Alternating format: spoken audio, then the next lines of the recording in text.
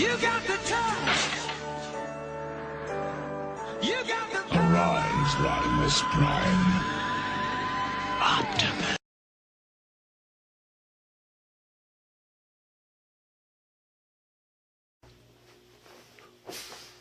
Hey guys, Rodimus Bill here, and today we're going to do a spoiler movie review for Ant-Man and the Wasp.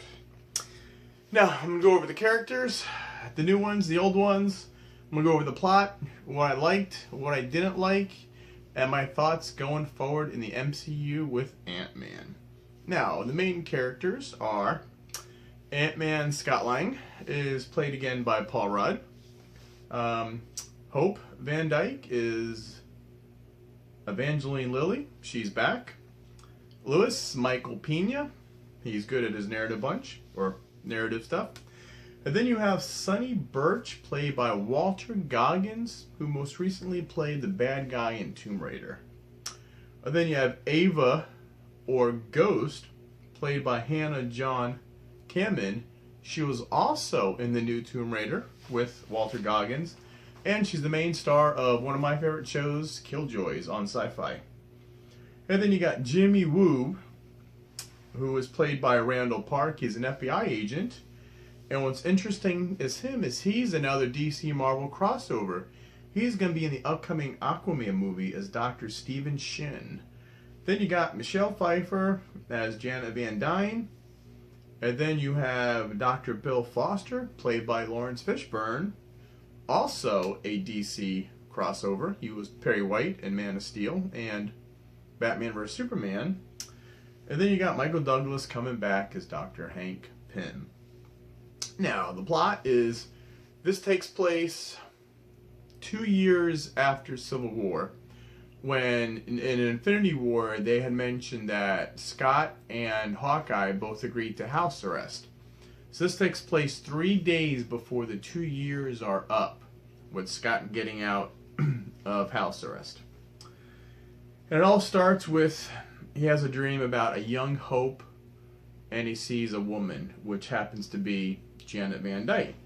So he calls Dr. Pym on a cell phone they had stashed in the wall, and then thinks nothing of it, breaks the phone, and the next thing you know, Hope kidnaps him and takes him back to the lab. Now this is the lab that disappears throughout the movie by shrinking and growing, but more on that later. And she tells Scott about the plan to bring Janet back from the quantum realm. So to do this, she goes to Sonny Birch, who is a black arms dealer. Now, while Scott and Dr. Pym are in the van and she's trying to pay for this last component they need to make this quantum tunnel work, Birch tells her he knows who she is and takes her money and won't give her the component because he wants a part of the money that could be gained by selling the quantum technology in the lab.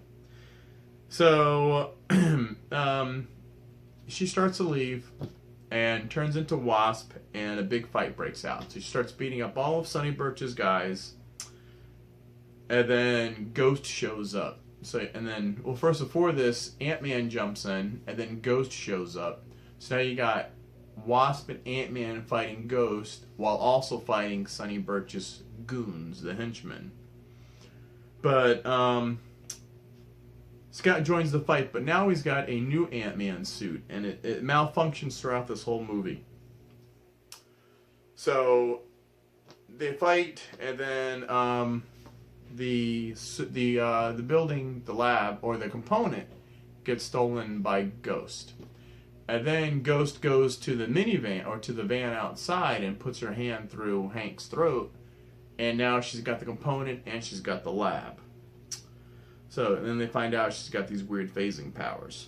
And then they try to get the old, what they need is then, she changes the Wasp, fights all the bad guys. So now they got no lab, and they got no component. So there's only one person that Dr. Pym knows of that can help them, which is Dr. Bill Foster, played by Lawrence Fishburne. They used to be agents of S.H.I.E.L.D. together before they had a fallout and Hank Pym fired Bill Foster.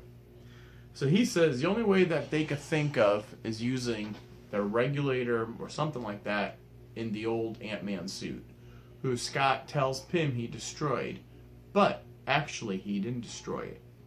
He kept it, and so now there's a little side story of them going to get the suit at the girls' school, because it's in a little trophy, World's Greatest Grandma, which is the only trophy that Scott had at the time to give his daughter.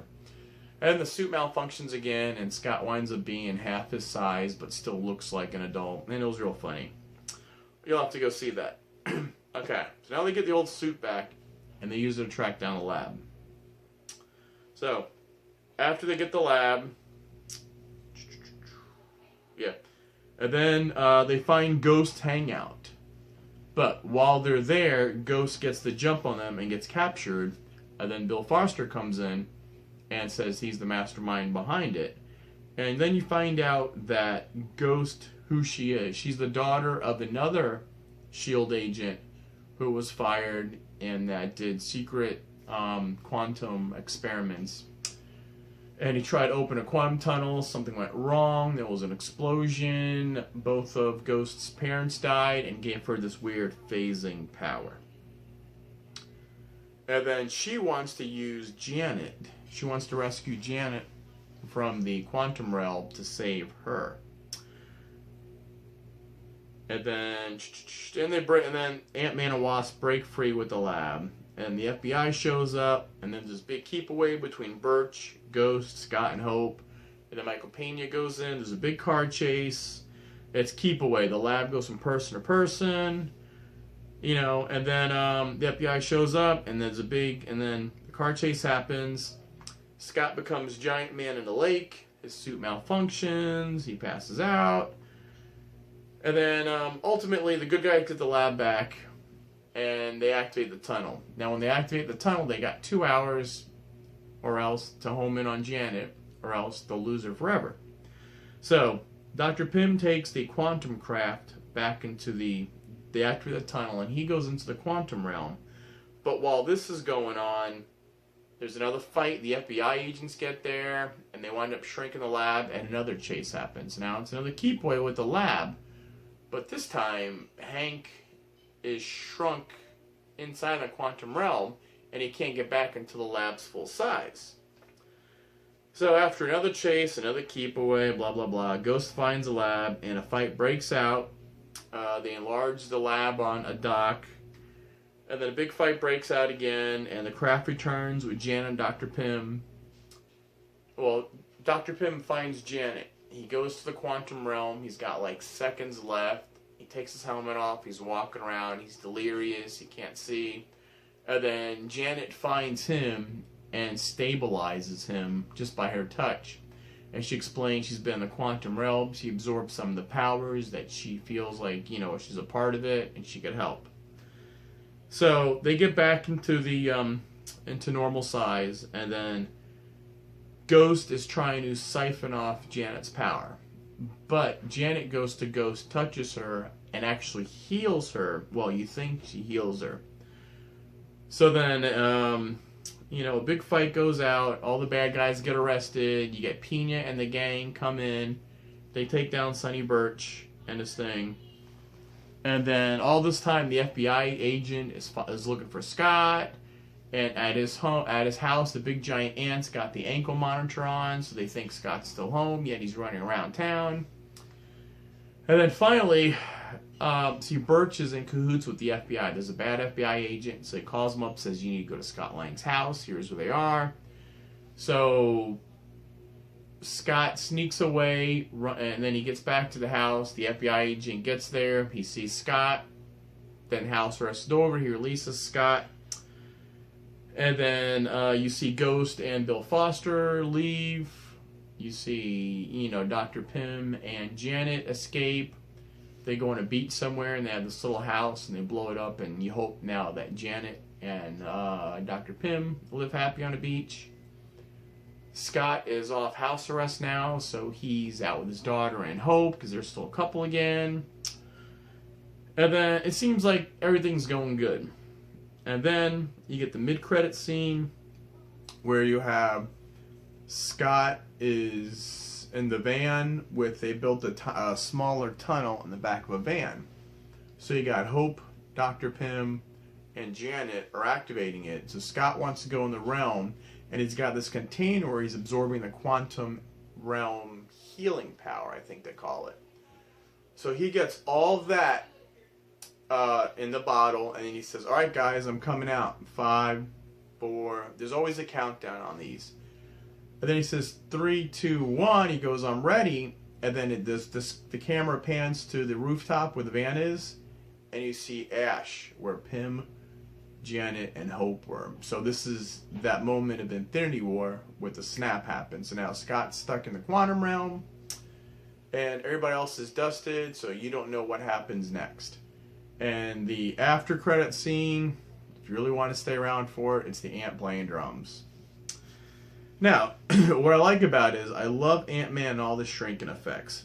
The Pez dispenser was funny. Hank has this Hot Wheels, and it's all these different vehicles, and you can pick which car I want. Pennylade picks out this little hot rod with flames, and he drives it. So all the shrinking effects is cool. The car chase. I love how Scott's malfunctioning. He kept on shrinking, kept on growing. He's stuck in this room, and he keeps on growing in school. I love the dynamic between Scott and Hope. And I love the scene where they just open up the quantum realm, the tunnel, and Janet takes over Scott's body, and she's talking through Scott, and it's talking to Michael Douglas, Dr. Pym, and Hope. And, you know, it's the first time they've seen or heard each other in 30 years. I love all the giant ant helpers, the small Scott in school, and good old Pena does his little narrating again, which is great. Now, what I didn't like is this whole house arrest thing.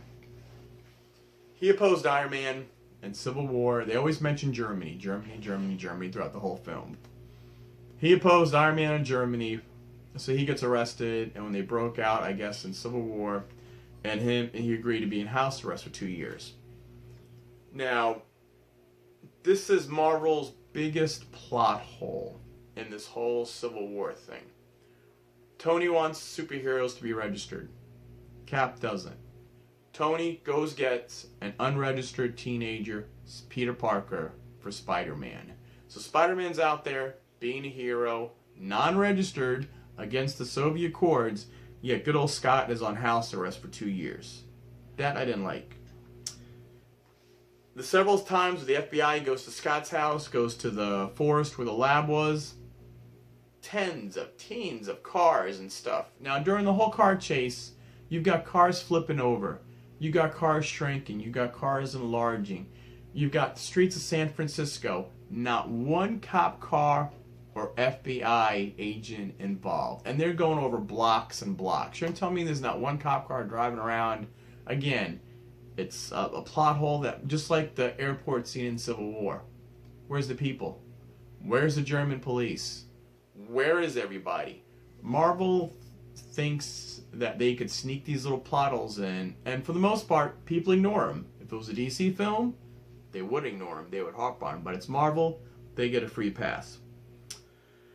I wanted to see Scott return to the quantum realm. He does in the mid-credits scene, but not during the movie. I don't like how the FBI was always chasing Scott. Now, my final thoughts going forward.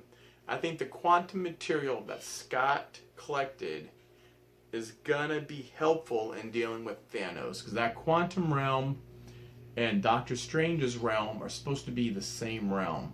So that, I think, is gonna be a big part of Avengers 4, whatever material Scott collected. And I hope the Sokovia Accords are changed and Ant-Man can come out in public again. Now, I give it a final score 8 out of 10. I had a really good time. I enjoyed the movie. It wasn't as good as the first one. It's very hard having a sequel to surpass the first one. Guardians sequel couldn't make past the first one. Iron Man 2 sequel wasn't good. Now, Thor: The Dark World is the only sequel. And Captain America. Thor and Captain America sequel I did like better than the first one. I just worry about Scott's place going forward in the Marvel Cinematic Universe. I love Ant-Man. Him and Doctor Strange are my favorite new characters, and I'm glad they did the movies. Alright, that is my Ant-Man the Wasp review. I hope you enjoyed this video. Check out my other reviews. Check out my action figure reviews. We started expanding. We do Legos now, DC, Marvel, besides movie reviews. And I hope you like this. Please share this with your friends. Subscribe to my channel. And as always, this is Rodimus Bill saying till all are one, go see Ant-Man and the Wasp.